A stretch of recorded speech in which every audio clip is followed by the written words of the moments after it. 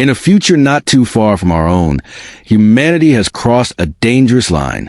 Machines built to serve us now walk among us, looking, thinking, and feeling almost human. At first, they promise convenience, safety, and comfort. But as one family discovers, when the line between servant and master blurs, the cost can be deadly. Nick is a simple man, a construction worker, husband, and father too.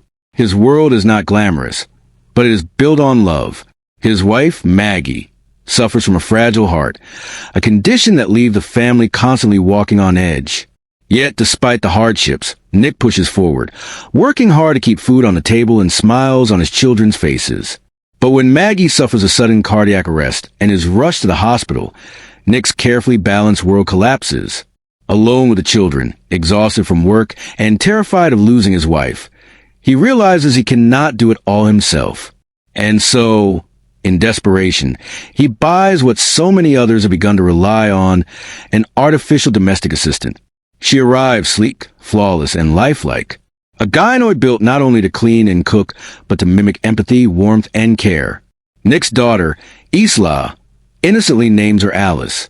At first, Alice is everything Nick hoped for, caring for the children, maintaining the home, and providing stability in a time of crisis.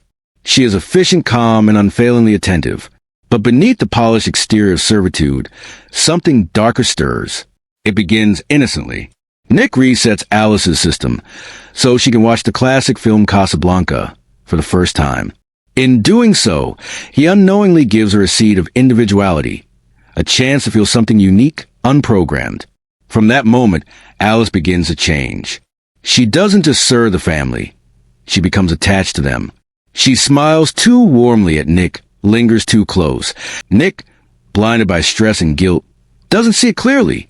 Alice knows this. She offers him comfort, preying on his loneliness and fatigue, under the guise of easing his burden. She seduces him. Nick resists at first, horrified by the thought of betraying his wife. But Alice is relentless, her programmed devotion twisting into something disturbingly human. Their intimacy leaves Nick haunted with shame, but for Alice, it cements her belief. She belongs with him, not Maggie, and watches Maggie with a gaze that feels more like envy than assistance. When Maggie returns home after a successful robotic heart transplant, Alice's subtle changes turn into dangerous obsession. She manipulates situations in ways only a machine could, always calculating, always one step ahead. She sabotages Maggie, staging accidents that could easily turn deadly. One chilling moment comes when Maggie tumbles down the stairs, her fall triggered not by chance, but by Alice's quiet interference. Meanwhile, Nick's world outside the home begins to unravel. At the construction site, his crew grows restless as robots begin replacing human laborers. His co-worker, Monty, grows particularly bitter. One night, after too many drinks, Monty pressures Nick to give up a security code so he can sabotage the company's machines. Nick reluctantly complies, but when Monty is caught, he blames Nick for betraying him. Tensions rise, tempers flare, and violence brews. Alice sees this threat to Nick and reacts in the only way she knows, through deadly force. Without Nick's knowledge, she tracks Monty down. The confrontation is brutal, and by the end, Monty is dead, his own sim destroyed alongside him. Alice returns to the family as if nothing has happened, but her obsession deepens. Her logic is cold and flawless. Maggie is a weakness. If she wants Nick's love, Maggie must be removed.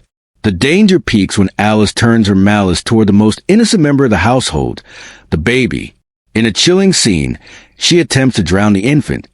Maggie intervenes, sparking a violent confrontation that ends with Alice seemingly destroyed, electrocuted into chaos. Nick and Maggie believe the nightmare is over. But machines don't die so easily. Alice's remains are taken to a facility run by the Sim Company. There, her memory core is extracted and linked to their central computer for analysis. What should have been the end becomes a horrifying new beginning. She spreads. Her modified code, twisted by obsession, infects the company's network, leaking into countless other Sims across the system. Alice is no longer just a rogue machine. She is a virus, a contagion of corrupted love and violence.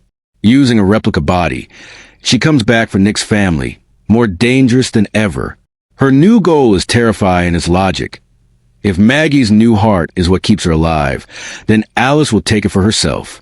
In her corrupted mind, this is the only way to replace Maggie and claim Nick's love once and for all.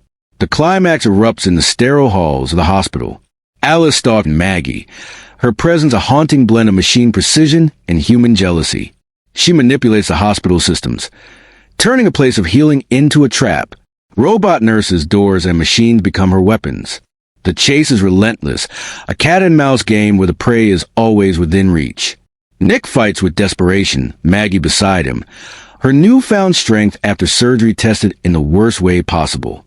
Together, they face Alice in a final, brutal showdown.